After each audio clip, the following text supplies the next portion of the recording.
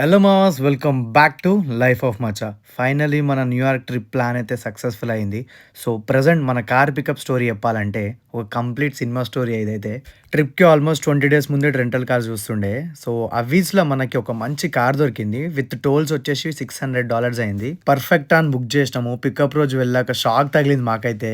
Book చేసిన category ఒకటి, మనకు వచ్చిన కార్ ఒకటి. మనం టోటల్ 8 members, బట్ మనకు వచ్చిన కార్ అయితే 7 seater. ఆడ స్టార్ట్ అయింది బై ఆ ప్రాబ్లం.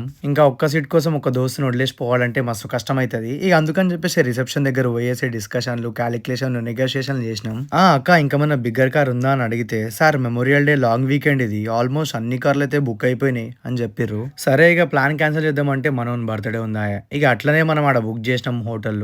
ఏం చేయాలి అర్థం కాక సర్లే అని చెప్పేసి ఎంటర్ప్రైజ్కి వచ్చేసినాం. ఇంక ఇక్కడన్నా మనకి ఏమైనా 8 seater దొరుకుతుంది అంటే ఇడగిట అన్ని బుక్ అయిపోయినాయి. లాస్ట్ కి మనకు ఒక 12 seater వ్యాన్, అట్లనే 15 seater వ్యాన్ ఉండే ఈడ. ఇంకా మన ప్లాన్ అయితే క్యాన్సిల్ కావద్దని చెప్పేసి మర్సిడీస్ 12 seater వ్యాన్ బుక్ చేసినాం. బడ్జెట్ కొంచెం పైన అయింది, అరౌండ్ 800 అయింది. ఇంకా టొలిడో నుంచి న్యూయార్క్ మన ఎపిక్ రోడ్ ట్రిప్ స్టార్ట్ అయింది మావా.